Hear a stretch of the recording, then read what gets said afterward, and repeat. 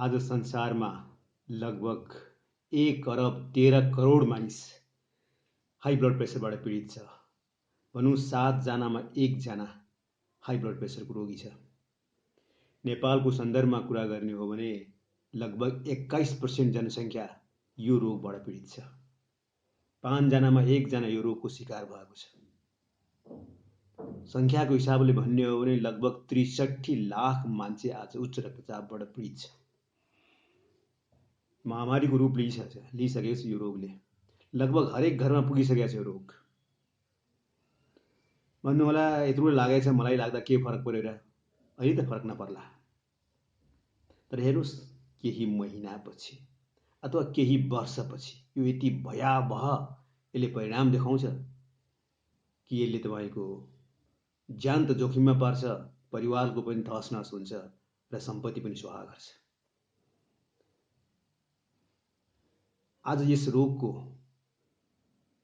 कारण के हो र यसको निवारण कसरी गर्न सकिन्छ, यसबारेमा अलिकति चर्चा गरौँ। नमस्कार, म निरन श्रेष्ठ, न्युट्रिसन थेरापिस्ट र डायबिटिज एजुकेटर।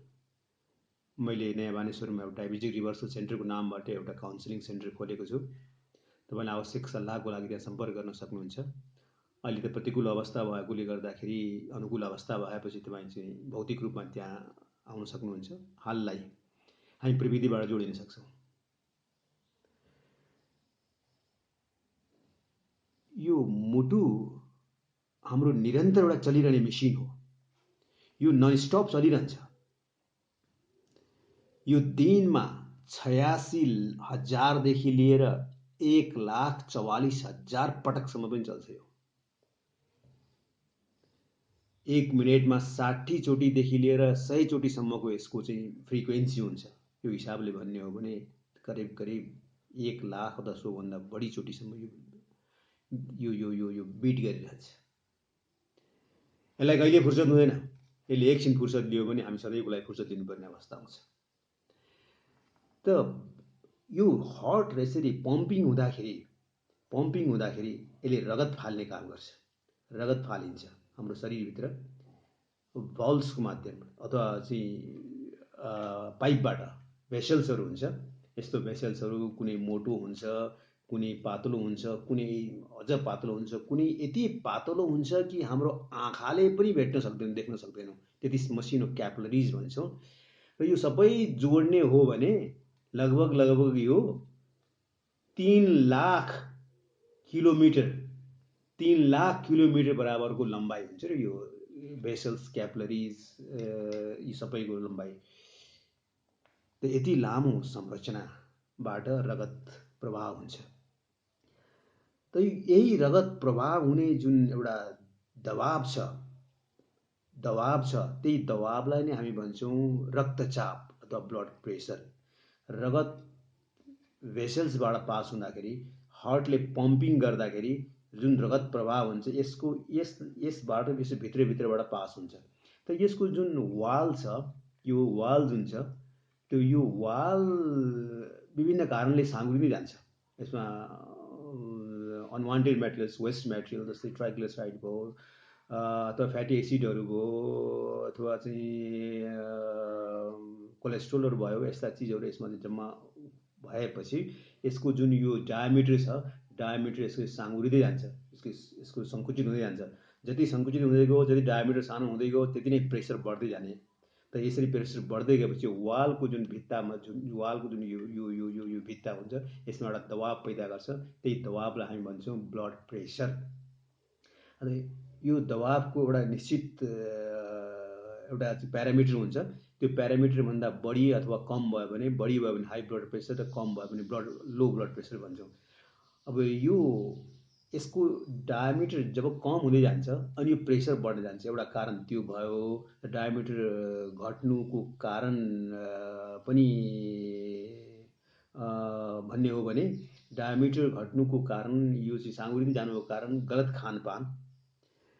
जस्तै हामी माछा, मासु, दही, दुध, सुन्नुहोस् है, केयरफुल्ली सुन्नुहोस्, दही, दुध पनि, डेयरी प्रोडक्ट पनि, अन्डा भयो, चिल्लो चाप्लो भयो, अथवा चाहिँ रिफाइन्ड फुडहरू भयो, प्रोसेस्ड फुडहरू भयो, रेडिमेड फुडहरू भयो, फ्याक्ट्री मेड फुडहरू भयो, मैदा भयो, चिनी भयो, यी यस्ता यस्ता चिजहरू जुन हुन्छ यो बडो घातक चिजहरू हुन्। यो चिजहरू खाँदै गइसकेपछि एउटा समयमा आएपछि यो चिजहरूले चाहिँ यसको हाम्रो चाहिँ यसमा यो भेसल्सहरूमा, ब्लड भेसल्समा त्यो चाहिँ वेस्ट मेटेरियलहरू जम्मा गर्दै जान्छ र त्यसको परिणाम के हुन्छ भनेदेखि रक्तचाप चाहिँ बढ्न जान्छ र त्यो कारण र अर्को रगतको थिकनेस, भिस्कोसिटी भन्छौँ, त्यो रगतको भिस्कोसिटी बढ्दै गएपछि रगतको एउटा चाहिँ सर्टेन एउटा चाहिँ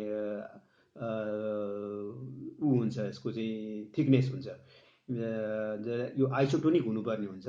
आइसोटोनिक भएन, हाइपोटोनिक अथवा हाइपोटोनिक भइदियो भनेदेखि के हुन्छ भने यसको चाहिँ थिकनेसमा असर पर्न जान्छ, बढी बाक्लो भइदिन्छ, बढी हेभी भइदिन्छ, अलिकति प्रदूषित पनि भइदिन्छ। यसले गर्दाखेरि के हुन्छ भने मुटुलाई बढी बल गर्नुपर्ने हुन्छ, यसलाई फाल्नको लागि, त्यो भारी बाक्लो रगतलाई फाल्नको लागि बढी बल गर्नुपर्ने अवस्था आउँछ। यो बढी बल गर्नुपर्ने अवस्था आएको परिणाम के हुन्छ भने ब्लड प्रेसर हुन्छ।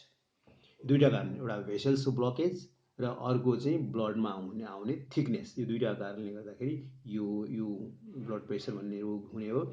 र यो किन हुन्छ भन्ने कुरा मैले भनिहालेँ, फेरि म दोहोऱ्याएर भन्छु, सुन्नु होला राम्रोसँग। यो ननभेज प्रोडक्टहरू, ननभेज भनेपछि यसमा डेरी प्रोडक्ट पनि आउँछ, अन्डा माछा मासु त भइ नै हाल्यो, र अर्को फ्याटी फुडहरू भयो, कोलेस्ट्रोल सहितको कोलेस्ट्रोल फुड भयो, रिफाइन्ड फुड भयो, फ्याक्ट्रीमा बनेको खानेकुराहरू भयो, यी सब डेड फुड भन्छौँ हामीहरू। यो डायोक्सिन भएको फुडहरू भन्छौँ यिनीहरूलाई, जुन एउटा चाहिँ एउटा विषालु चिज हो, जुन चाहिँ हामी खाएपछि कालान्तरमा गएर केही समयपछि गएर यसले चाहिँ हाम्रो शरीरमा ब्लकेज ल्याउने, रगतलाई प्रदूषित गर्ने, रगतलाई बाक्लो गर्ने, त्यसको परिणाम ब्लड प्रेसरबाट चाहिँ पीडित हुनुपर्ने। त यो ब्लड प्रेसरबाट पीडित भएपछि एक दुईवटा चक्की खाएर काम चलिहाल्ला भन्नु होला होइन, तर अहिले केही समयलाई त चल्ला, अहिले केही थामथुम त होला, तर यो निको हुने रोग मानिँदैन नि ब्लड प्रेसरलाई। जस्तो डायबिटिज हो त्यस्तै किसिमको यो इनक्युरेबल डिजिजको कोटीमा यसलाई राखिएको छ। कहिले रोग निको नहुने, बरु बढ्दै जाने। तपाईँले आज एक चक्की खानुबाट सुरु गर्नुभएको छ भने केही समयपछि 2 चक्कीमा जान्छ, त्यसपछि डोज बढ्दै जान्छ। कुनै अवस्थामा पुगेपछि औषधि पनि काम गर्न छोड्ने अवस्था पुगिसकेपछि तपाईँलाई चाहिँ एन्जियोग्राफी एन्जियोप्लास्टी गर्नुपर्ने हुन्छ, स्टन्ट राख्नुपर्ने हुन्छ। एउटा स्टन्टले पुग्दैन, 2टा स्टन्ट राख्नुपर्ने हुन्छ। स्टन्टमा पनि ब्लकेज आउन थाल्छ, त्यसपछि फेरि तपाईँलाई बाइपास सर्जरी गर्नुपर्ने अवस्था आउँछ। बाइपास सर्जरी पनि केही समय सीमा हुन्छ। त्यो बाइपास सर्जरी गरिसकेपछि पनि तपाईँलाई कयौँ किसिमको सपोर्टिङ मेडिसिनहरू चाहिँ लिइरहनु पर्ने हुन्छ। त्यसले पनि केही हदसम्म मात्रै काम गर्यो, त्यसपछि चाहिँ फेरि तपाईँको हार्ट ट्रान्सप्लान्ट गर्नुपर्ने हुन्छ। हार्ट ट्रान्सप्लान्ट गर्यो भनेको कुनै चान्चुने कुरा होइन, कुनै साधारण कुरा होइन, यो 50औं लाख लाग्ने काम हो र यो सक्सेस रेट भनेको बिलो 50% छ। फेरि यसको सर्भाइभल रेट भनेको आधा जति मात्रै छ र सम्पत्ति पनि स्वाहा हुन्छ, शरीर पनि खतम भएर जान्छ। यो यस्तो किसिमको रोग हो। औषधिले तपाईँलाई चाहिँ के गर्छ भने अहिले तत्कालको लागि राहत त दिन्छ, तर राहत कसरी दिन्छ भन्दाखेरि मुटुको जुन क्षमता छ, मुटुको क्षमतालाई कम गरिदिन्छ। जुन फ्रिक्वेन्सीमा जति पटक यो जुन प्रेसर र जुन फ्रिक्वेन्सीमा यो धड्किनु पर्ने हो, त्यो प्रेसर त्यो जुन बल हुन्छ, त्यो बललाई घटाइदिने काम गर्छ। यो प्रेसर यो आफैलाई त्यो जुन खराबी छ ब्लडमा भएको, ब्लडको भिस्कोसिटीलाई चाहिँ सन्तुलन गर्ने अथवा ब्लकेजलाई खोल्ने काम गर्दैन। त्यो जिउका त्यौँ रहिरहन्छ, त्यसले आफ्नो गर्ने खराबी यथावत भइरहन्छ, अझ त्यो बढ्दै जान्छ। मात्र के गरिदिन्छ भनेदेखि मुटुको क्षमतालाई घटाइदिन्छ, मुटुलाई कमजोर बनाइदिन्छ। मुटुलाई कमजोर बनाउनुको परिणाम यो त्यही अनुरूप चाहिँ कमजोर हुँदै जान्छ। पछि औषधि छोड्नु भएपछि पनि यो फेरि आफ्नो रिभर्स हुने अवस्था आउँदैन। त्यो कमजोर झन्झन कमजोर हुँदै गइसकेपछि अनि मुटुले चाहिँ रगत फाल्न नसक्ने एउटा कन्डिसन भइसकेपछि त्यसलाई भन्छौँ हामी क्रोनिक कन्डिसन भन्छौँ। त्यो क्रोनिक अवस्थामा पुगिसकेपछि अनि त्यसपछि एन्जियोप्लास्टी गरेर स्टन्ट हाल्नुपर्ने, अनि त्यसपछि बाइपास सर्जरी गर्नुपर्ने, त्यसपछि ट्रान्सप्लान्ट आदि इत्यादि कुराहरू चाहिँ हुन्छ। त यो औषधि खाएपछि के हुन्छ तपाईँको भनेदेखि, मानौँ एउटा चाहिँ कुनै तपाईँको एउटा घरमा कुनै कार्यक्रम छ, कार्यक्रमलाई तपाईँ चाहिँ तयारी गर्दै हुनुहुन्छ, त्यतिखेरमा बच्चा एउटा रोयो बच्चा रोएपछि अनि के भयो भने बच्चालाई कसैको जिम्मा लगाइदिनु बोल्यो, यसलाई एकछिन हेर्दै गर्नु भनेर चाहिँ जिम्मा लगाइदिनु। अनि त्यो मान्छेले लग्यो त्यो बच्चालाई, लगेर त्यहीँ थामथुम पारेर चाहिँ कि शान्त गरायो। अनि तपाईँ आफ्नो कार्यक्रममा लाग्नुभयो, कार्यक्रम सकेर आएर हेर्नुभयो त तपाईँ त बडो चाहिँ एकदम सातो पुत्लो गयो तपाईँको भइरहेछ। के त भन्दाखेरि बच्चाको मुखमा चाहिँ बुझो बाँधेर पट्टी बाँधेर उसलाई जबरजस्ती चुप लगाइएको छ, आँखा रातो रातो सुन्निएको छ, बच्चा निसासिएको छ। अनि धन्न तपाईँ समयमा पुग्नुभयो, अनि जे पनि हुनसक्थ्यो। औषधिले पनि त्यही गर्ने हो, त्यो बच्चालाई जसरी मुखमा बुझो लगाएर बन्द गरिएको हुन्छ त्यही किसिमले तपाईँको मुटुलाई पनि बुझो लगाएर बन्द गरिएको हुन्छ। तपाईँकोलाई त्यही काम चलाउ किसिमले चाहिँ तपाईँ तयार गरिएको हुन्छ र यसको परिणाम चाहिँ बडो भयावह हुन्छ। यो औषधि यसको समाधान होइन। त्यसैले गर्दा यसको समाधानको हामीले उपायहरू प्रकृति रूपबाट एउटा न्युट्रिसन थेरापीबाट हामीले यसको उपचार गर्छौँ र यसका दुईवटा तरिका छ, दुईवटा स्टेप छ। यसको दुई स्टेप छ। एउटा भन्छ मर्निङ रुटिन भन्छौँ र अर्को चाहिँ फुड प्लान। मर्निङ रुटिन र फुड प्लान। मर्निङ रुटिनमा 5वटा स्टेप्सहरू छ। यसमा 5वटा स्टेप्सहरू छ। म एउटा क्लियरली भन्दै जान्छु, यसमा याद गर्नु होला। 5वटा स्टेप छ, त्यसपछि म चाहिँ फुड प्लानको बारेमा कुरा गर्छु। 5वटा स्टेप्समा सबभन्दा पहिलो स्टेप्स के गर्नुहोस्, बिहान उठ्ने बित्तिकै, बिहान जब उठ्नुहुन्छ, बिहान लगभग 2-2.5 घन्टाको समय तपाईँले दिनुपर्ने हुन्छ, किनभने यो जीवन मरणको सवाल भएकोले गर्दाखेरि 2.5 घन्टा जति समय तपाईँले यसको लागि छिट्याउनै पर्ने हुन्छ इनिसियल स्टेजमा। पछि तपाईँको समय बिस्तारै रिड्युस गर्दै जान सक्नुहुन्छ। लगभग 1देखि 1.5 घन्टा तपाईँ नियमित दिनै पर्ने हुन्छ। तर स्टार्टिङ रिभर्सलको जुन फेज छ, रिभर्सलको फेजमा तपाईँले 2-2.5 कहिलेकाहीँ 3 घन्टासम्म पनि दिनुपर्ने अवस्था आउनसक्छ। र त्यसमा चाहिँ पहिला मर्निङ रुटिनमा के हुन्छ भने सबभन्दा पहिला बिहान तपाईँ उठ्नुहुन्छ, आफ्नो समयमा उठ्नुहुन्छ, उठिसकेपछि फ्रेस हुनुहोस्। फ्रेस भइसकेपछि सबभन्दा पहिला के गर्नुहोस् भने नुहाउन चाहनुहुन्छ भने नुहाउनुहोस्, पनि नुहाउनुमा तपाईँलाई बानी छ, इच्छा छ, नुहाउनुहोस्। त्यसपछि के गर्नुहोस्, एउटा स्पिरिचुअल प्र्याक्टिसमा तपाईँ आफूलाई 20-25 मिनट समय दिनुहोस्।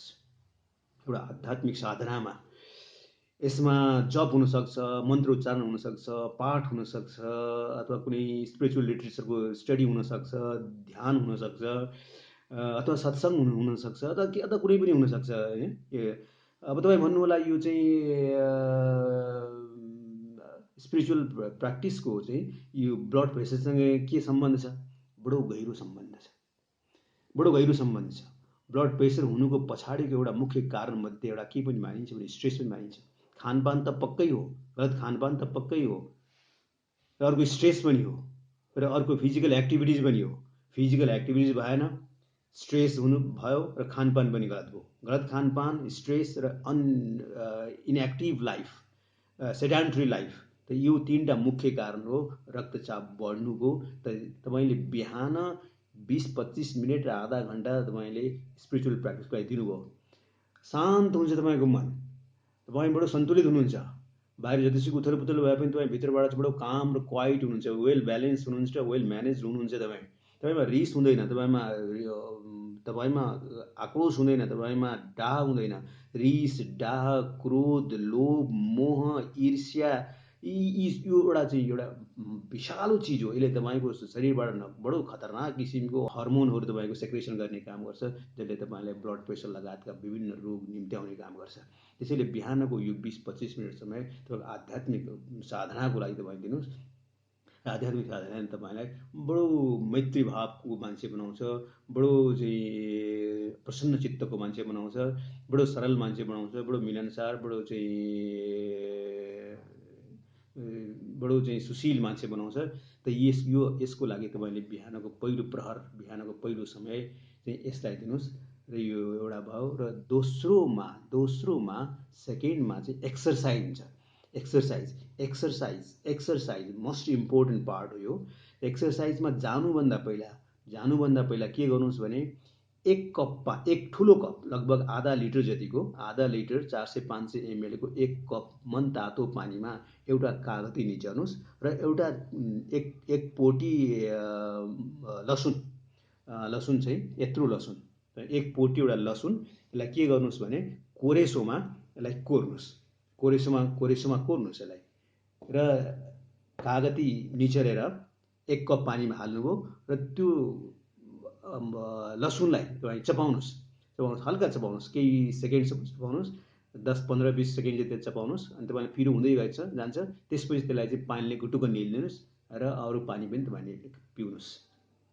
र एक्सर्साइज जानुभन्दा पहिला यो डिटोक्सिफाइङ लिक्विड भनौँ यसलाई, तपाईँ ओभरअल डिटोक्सिफाई गर्ने काम गर्छ यसले। त्यो लिनुहोस्। त्यसपछि अनि एक्सर्साइजमा जानुहोस्। मनतातो पानी होस्, माने बडी टेम्परेचरभन्दा अलिकति बढी, लगभग चाहिँ 40-45 डिग्री सेन्टिग्रेडको तातो, धेरै तातो पनि नलिउँ। यो गरौँ र यसपछि एक्सर्साइज जानुहोस्। एक्सर्साइजमा तपाईँ लाइट एक्सर्साइजबाट सुरु गर्नुहोस्। एक्सर्साइज नियमित गर्नुहोस्। यो बडो प्रभावकारी औषधि नै हो यो तपाईँको ब्लड प्रेसरको लागि ब्लड प्रेसरको लागि र अन्य रोगको लागि पनि यो बडो चाहिँ एउटा चाहिँ सशक्त, यो चाहिँ बडो चाहिँ एउटा चाहिँ इफेक्टिभ एउटा टुल हो शरीरको लागि। त तपाईँ लगभग आधा घन्टा जति ब्रिस्क वाकिङ पनि हुनसक्छ, कुनै योगाभ्यास हुनसक्छ, अथवा चाहिँ सूर्य नमस्कार हुनसक्छ। अब कुनै पनि किसिमको एक्टिभिटिजमा चाहिँ तपाईँ आफूलाई इन्भल्भ गर्नुहोस्, अबाउट हाफ एन आवर जति। नम्बर 3 यो भयो। नम्बर 2मा यो भयो। नम्बर 3मा सनबेदिङ, सूर्य स्नान गर्नुहोस्। घाममा बसेर लगभग आधा घन्टादेखि 1 घन्टासम्म, सक्नुहुन्छ 1 घन्टा होइन भनेदेखि कमसेकम आधा घन्टा घाममा पातलो लुगा लगाउनुहोस्। सकिन्छ भने लुगा नलगाउनुहोस्, पुरा डाइरेक्ट घामको जुन चाहिँ रे छ त्यो शरीरमा पार्नुहोस्। होइन भनेदेखि पातलो एउटा चाहिँ लुगा लगाउनुहोस्, सकिन्छ भने जाली भएको लुगा लगाउनुहोस्, ताकि घामको रे डाइरेक्ट स्किनमा जाओस्। त्यसले के गरिन्छ भने तपाईँको चाहिँ स्किनबाट भित्र पेनेट्रेट भएर ब्लड भेसल्समा गएर ब्लड भेसल्समा जुन चाहिँ भएको जुन खराबीहरू छ, खराबीलाई त्यसलाई चाहिँ स्क्रबिङ गर्ने काम गर्छ, सर्भिसिङ गर्ने काम गर्छ र सबैलाई त्यसलाई चाहिँ सफा गरेर एउटा हाम्रो चाहिँ मलमूत्रबाट विसर्जन गर्ने काम हुन्छ। त्यो किसिमले चाहिँ यो सन रेले काम गर्छ भने त्यो बाहेक यसको अनन्त किसिमको फाइदाहरू छ। यो भिटामिन डी को सबभन्दा चाहिँ सस्तो र सुलभ उपयोगी एउटा चाहिँ सोर्स पनि हो। र रेगुलर तपाईँ घाममा एक्सपोज गर्नुहुन्छ आफूलाई भनेदेखि तपाईँ प्रसन्न चित्तको मान्छे बन्नुहुन्छ, बडो खुसी तपाईँको चाहिँ एउटा चाहिँ प्रवृत्ति तपाईँको विकास हुन्छ। तपाईँको ब्रेन पनि सार्प हुन्छ, तपाईँको स्किन पनि राम्रो हुन्छ। भले अलिकति सन ट्यान्ट हुन्छ तर स्किनको कुनै पनि किसिमको प्रब्लमहरू तपाईँमा आउँदैन। तपाईँ निन्द्रा पनि मजाको निन्द्रा पनि लाग्छ, डाइजेसन पनि राम्रोसँग हुन्छ, तपाईँको एक्टिभ पनि बन्नुहुन्छ, तपाईँ इनर्जाइज पनि गर्छ यसले। यो त एउटा अपूर्व चिज हो। यसले गर्दाखेरि नियमित रूपमा चाहिँ यसलाई चाहिँ फलो गर्नुहोस्। र यतिखेर र जुन सनबेदिङ गरिरहनु भएको बेलामा एउटा के गर्न नछुटाउनुहोस् भनेदेखि यसमा तपाईँको ब्रिदिङ एक्सर्साइज गर्न नछुटाउनुहोस्। ब्रिदिङ एक्सर्साइज यसमा कुनै प्राणायाम हुनसक्छ अथवा कुनै किसिमको ब्रिदिङ एक्सर्साइज हुन्छ। र बेस्ट ब्रिदिङ एक्सर्साइज मैले मेरो युट्युबमा हालिदिएको छु, तपाईँले गएर हेर्नुभयो भने best most effective breathing exercise भनेर गरेको छु। लगभग 20-25 मिनटको प्याकेज छ, त्यो हेरेर त्यसलाई पनि फलो गर्न सक्नुहुन्छ। त्यो ब्रिदिङ एक्सर्साइज गर्नुहोस्। अथवा तपाईँ ब्रिदिङ एक्सर्साइजको लागि कुनै अरू समय छुट्याउनु भएको छ भनेदेखि त्यतिखेर कुनै लिटरेचर पढ्न सक्नुहुन्छ अथवा कुनै आफ्नो चाहिँ कम्प्युटर अथवा कुनै काम पनि त्यहाँ गर्न सक्नुहुन्छ। त यो गर्नुहोस्। यो नम्बर 3 हो। नम्बर 4मा वेट प्याड, कोल्ड वेट चिसो पट्टी लगाउने। चिसो पट्टी लगाउँदाखेरि कसरी लगाउने भनेदेखि 3 ठाउँमा चिसो पट्टी लगाउने। यहाँ हेर्नुहोस्, यो मैले पट्टीको लागि तयार गरेको छु। यस्तो किसिमको पट्टीहरू किन्न पनि पाइन्छ। यस्तो यसलाई भिजाउनुहोस्, अलिकति हल्का निचोर्नुहोस्। निचोरेर के गर्नुहोस् भनेदेखि यहाँनिर यसरी नाइटोको बिचमा पारेर यसलाई यसरी बान्नुहोस्। त्यसपछि अर्को पट्टीमा पनि यो पनि भिजाउनु, हल्का निचोर्नुहोस्। त्यसपछि यसलाई के गर्नुहोस्, यसरी घाँटीमा यसरी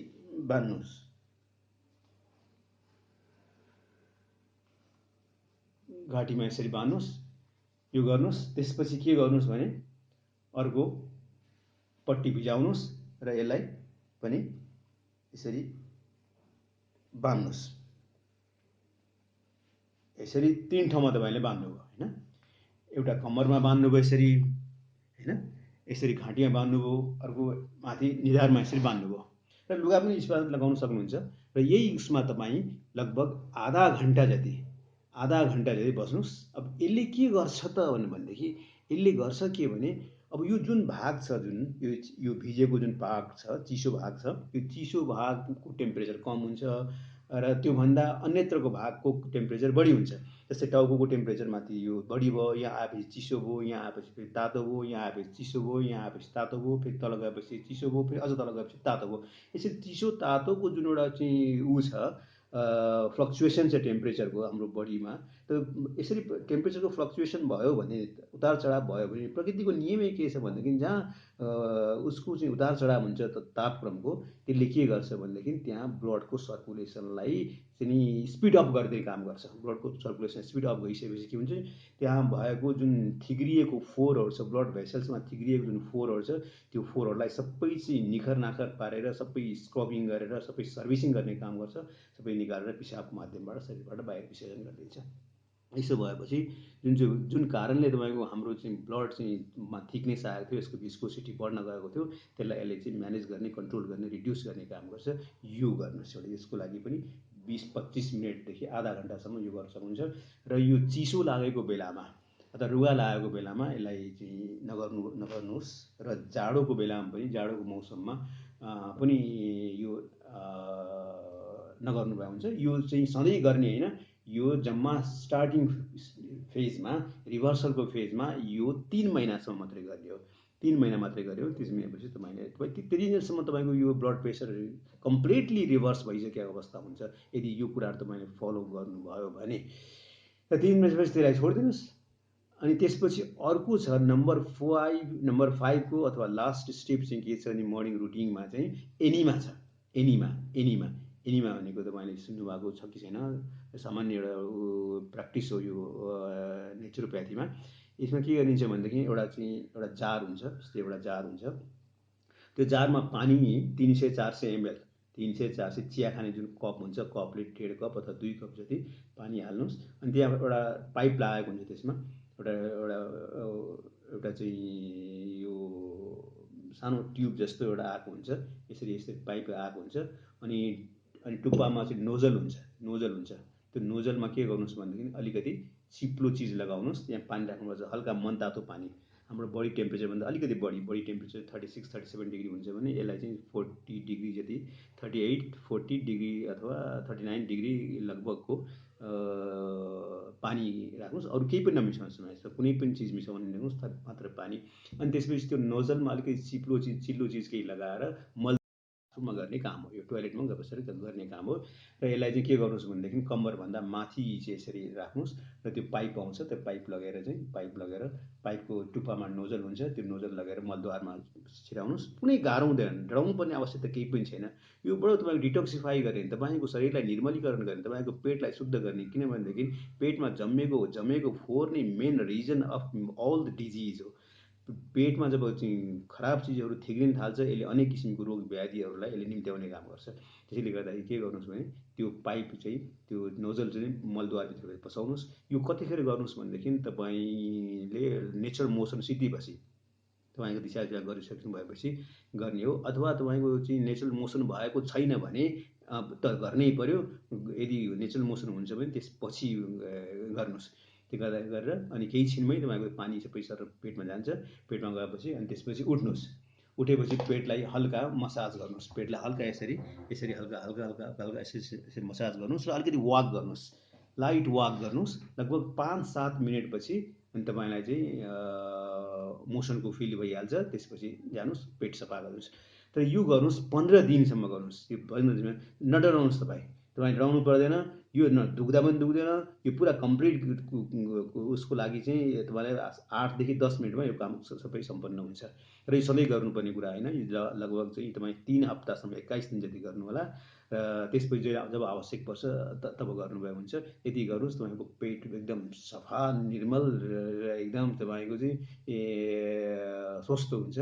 र विकारहरू जति पनि त्यहाँ थिग्रिएको छ, जति पनि के पनि आन्द्रामै टाँसिएको फोहोरहरू जुन हुन्छ, ती फोहोरहरू रगतमा अवशोषित भएर रगत सङ्क्रमित हुने हो, रगत बाक्लो हुने हो, रगत भारी हुने हो। त्यसले गर्दाखेरि ती चिजलाई तपाईँले त्यहाँबाट त्यहाँबाट तपाईँले चाहिँ निकालिदिनु भयो भनेदेखि त्यसमा चाहिँ त्यसबाट त्यसले चाहिँ आफसे आफ रगत बिस्तारै सफा भएर जान्छ। अरू कुरा त हामी गर्दै नै छौँ हैन। त यो 5वटा स्टेप्स तपाईँले चाहिँ एभ्री डे गर्नु होला। वेट प्याड चाहिँ मैले भने 3 महिना गर्ने हो। अनि यो एनिमा 3 हप्ता गर्ने हो। अरू चाहिँ तपाईँ रेगुलर गर्नुहोस्। र एनिमा चाहिँ जब आवश्यक पर्छ भनेदेखि कुनै बेला चाहिँ महिनाको एकचोटि अथवा चाहिँ यता कता मलाई गर्न चाहिँ मन लाग्छ भनेदेखि त्यो गर्दाखेरि कुनै पनि हुँदैन, बरु यसले फाइदै गर्छ। त यति मर्निङ रुटिनमा यति गर्नुहोस्। अब फुड प्लानमा के गर्नुहोस्? फुड प्लानमा के गर्नुहोस् भने तपाईँ बिहान, अब हिजोबाट म सुरु, हिजो तपाईँले कति बजी खानुभयो? 7 बजे खानुहोस्। 7 बजी बिहान, 7 बजी बेलुकासम्म खाइदिनुहोस्। खाँदाखेरि खाने बेलामा एउटा एउटा एउटा एउटा नियम तपाईँले फलो गर्नु होला।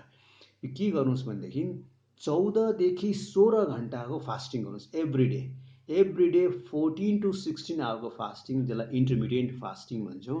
इन्टरमिडिएन्ट फास्टिङ, यसको बारेमा म डिटेलमा अहिले पछि कुरा गर्छु। 3टा नोबल प्राइज विनिङ साइन्सको पनि म एउटा कुरा गरेर ल्याउँछु। र 14 देखि 16 घन्टाको फास्टिङ भन्नुको मतलब तपाईँले हिजो बेलुका 7 बजे खानुभएको छ भनेदेखि आज बिहान 9 बजेभन्दा अगाडि केही पनि नखाने। सकिन्छ भनेदेखि 11 बजे मात्रै खाने, होइन भनेदेखि 9 बजेभन्दा अगाडि चाहिँ कमसेकम बिल्कुल खाँदै नखाने। यसो भयो भने तपाईँको 14 घन्टाको फास्टिङ भयो। 10 बजे खानुभयो भने 15 घन्टाको फास्टिङ भयो। 11 बजे खानुभयो भने 16 घन्टाको फास्टिङ हो। यो गर्नुहोस्।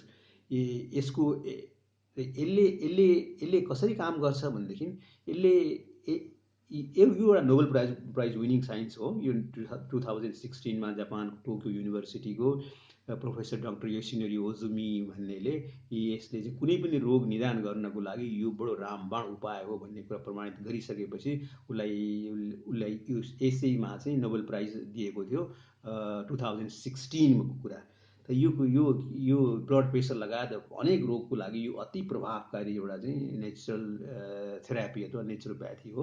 तपाईँ यो गर्नुहोस्। यसले के गर्छ भने तपाईँको जुन खराबीहरू हुन्छ, खराबीहरू सबैलाई निर्मूल गर्ने काम गर्छ। जुन फास्टिङको टाइम हुन्छ, तपाईँले खानुभयो हिजो, त्यसपछि केही समय पचाउनको लागि समय लाग्छ। बाँकी रहेको जति पनि समय हुन्छ तपाईँको शरीरलाई शुद्ध गर्ने, शरीरलाई निर्मलीकरण गर्ने, शरीरलाई डिटोक्सिफाई गर्ने, हिलिङ गर्ने पट्टि यसको चाहिँ भूमिका हुन्छ।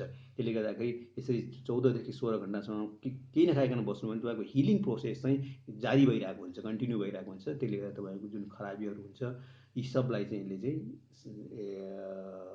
कम गर्दै र अन्तमा यसलाई निर्मूल गर्ने काम गर्छ। त यो एउटा गर्नुहोस्। अब तपाईँको ब्रेकफास्टको टाइम, ब्रेकफास्ट गर्नुभन्दा आधा घन्टा अगाडि एसगार्ड भन्छौँ। एसगार्ड हामी कुबिन्डो, नेपालीमा कुबिन्डो भन्छौँ। सबभन्दा राम्रो जुस मानिन्छ ब्लड प्रेसरको लागि कुबिन्डो। हुँदो सिजनल भेजिटेबल हो यो।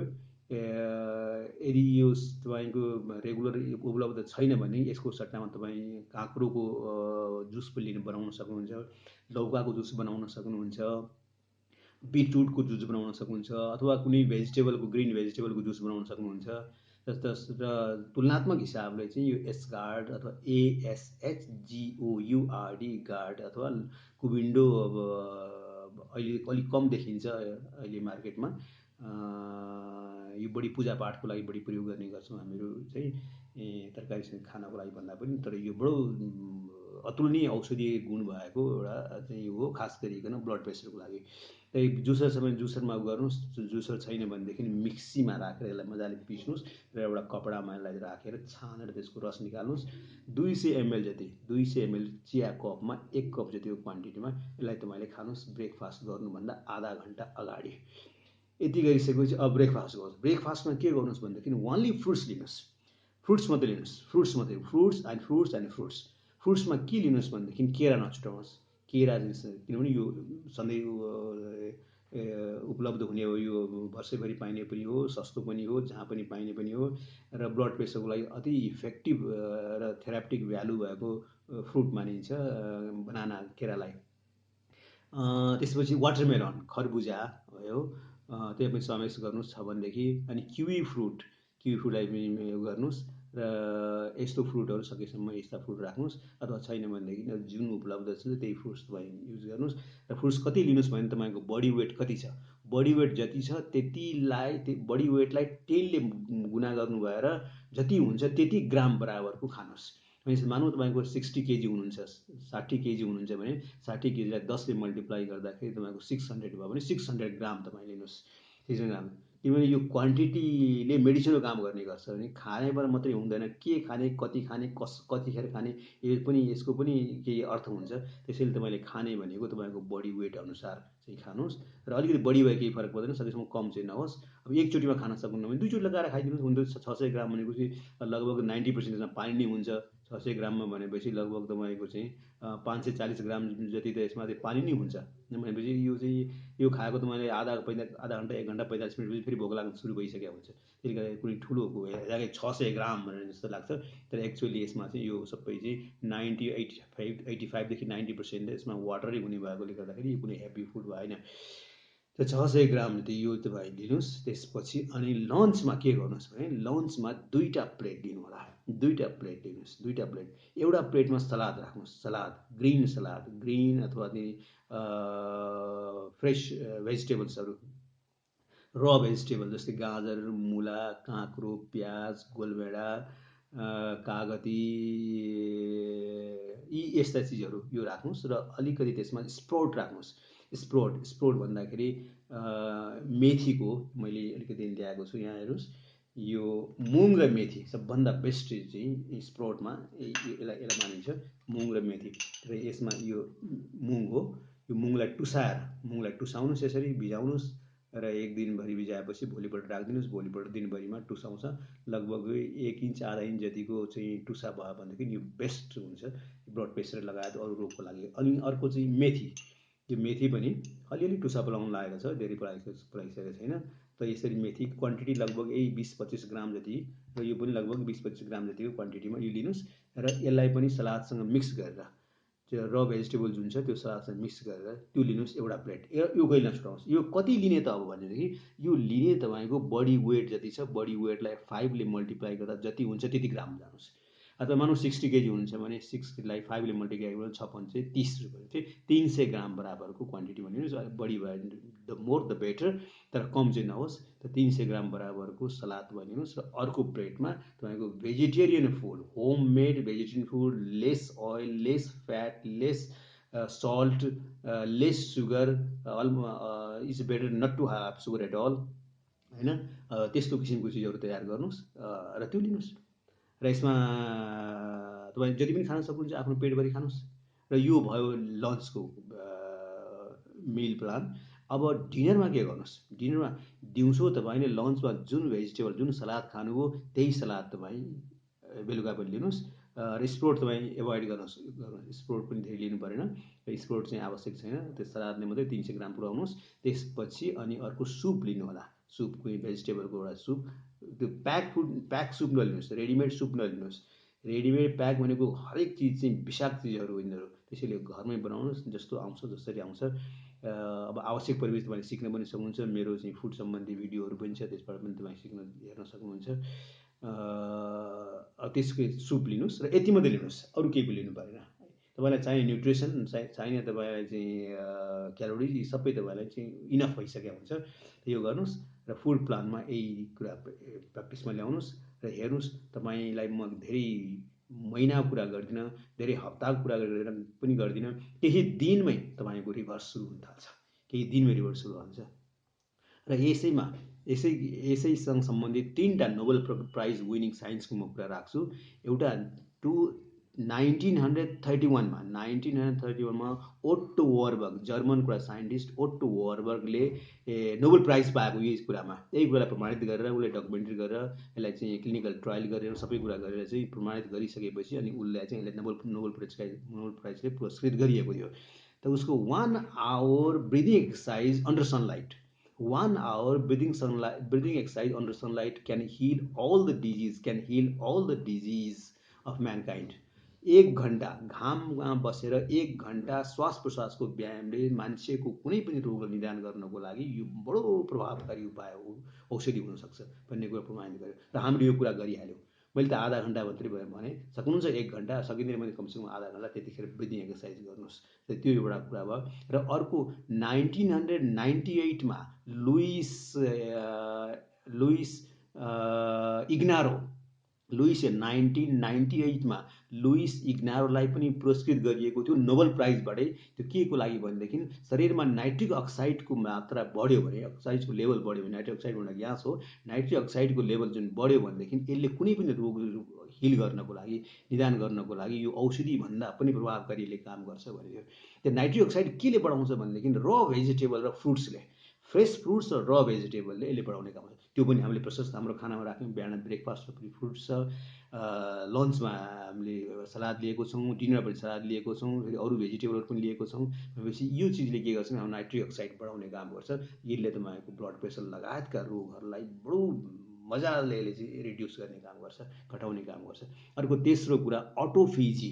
अटोफेजी इन्टरमिडिएट फास्टिङ जुन हामीले कुरा गऱ्यौँ, 14 to 16 आवरको फास्टिङ प्लस यसमा weekly once in a week 24 to 36 आवरको फास्टिङ, 24 देखि 36 घन्टाको फास्टिङ। हरेक दिन त 14 देखि 16 घन्टाको फास्टिङको त हामीले कुरा गरिहाल्यौँ। त्यो बाहेक हप्ताको एकचोटि 24 देखि 36 घन्टाको फास्टिङ। अब यो भनेको के हो भनेर भन्नुहुन्छ भनेदेखि आज तपाईँले आज बेलुका 7 बजे खाना खानुभयो भने अब भोलि बेलुका कमसेकम 7 बजीसम्म केही पनि नखाने, भोलि दिनभरि चाहिँ निराहार र बेलुका 7 बजे मात्रै तपाईँलाई केही मन पर्छ भनेदेखि हल्का लिने, सकिन्छ भने पर्सिको बिहानको 7 बजेसम्म केही पनि नखाने। यसो भयो भने 36 घन्टा, पर्सिको बिहानको 7 बजे कुरा भयो भने 36 घन्टा भयो, होइन भोलि बेलुकाको 7 बजे कुरा भयो भने 24 घन्टा, कमसेकम 24, सकिन्छ भने 36 घन्टा, द लङ्गर द बेटर। अनि त्यसले गर्दाखेरि यसरी गर्नुहोस्, फास्टिङ गर्नुहोस्। यसलाई भन्छ इन्टरमिडिएट फास्टिङ। यसैमा यो पनि कुनै पनि रोग उपचार गर्नको लागि, क्यान्सर लगायतको रोगहरूलाई निदान गर्नको लागि यो बडो चाहिँ इफेक्टिभ एउटा चाहिँ थेराप्युटिक भ्यालु भएको एउटा प्र्याक्टिस भएकोले गर्दाखेरि, यो कुरा उसले प्रमाणित गरेकोले गर्दाखेरि मैले अघि भने यो चाहिँ जापानको टोकियो युनिभर्सिटीको डाक्टर योसिनोरी ओजुमीलाई 2016मा यसमा नोबेल प्राइज दिन्छ। यो तिनटै कुरा हामीले राख्यौँ भनेपछि यसमा 1 आवर ब्रिदिङ एक्सर्साइज अन्डर सनलाइटको कुरा पनि आयो, यसमा नाइट्रिक अक्साइड बढाउने कुरा पनि आयो, र यसमा अटोफेजी र इन्टरमिडिएट फास्टिङको कुरा पनि आयो। यो तिनटै कुरा अवलम्बन गरोस्। औषधि निदान होइन, औषधिले झन् यसलाई चाहिँ झन् एग्रिभेटेड गर्ने काम, झन् यसलाई चाहिँ बढाउने मात्रै काम गर्छ, यसले घटाउने काम गर्दैन। आजसम्म कुनै एकजना मान्छे तपाईँ मलाई देखाउनुहोस्, तपाईँ हेर्नुहोस्, खोज्नुहोस्, कोही पनि मान्छे डायबिटिजको होस् अथवा ब्लड प्रेसर होस् औषधिबाट कम भएको छैन, बढ्दै गएको छ। त्यसले गर्दाखेरि यही कुरा मैले राखेँ। थप सल्लाहको लागि मलाई सम्पर्क गर्न सक्नुहुन्छ। आजलाई म यति भन्दै बिदा लिएँ। नमस्कार।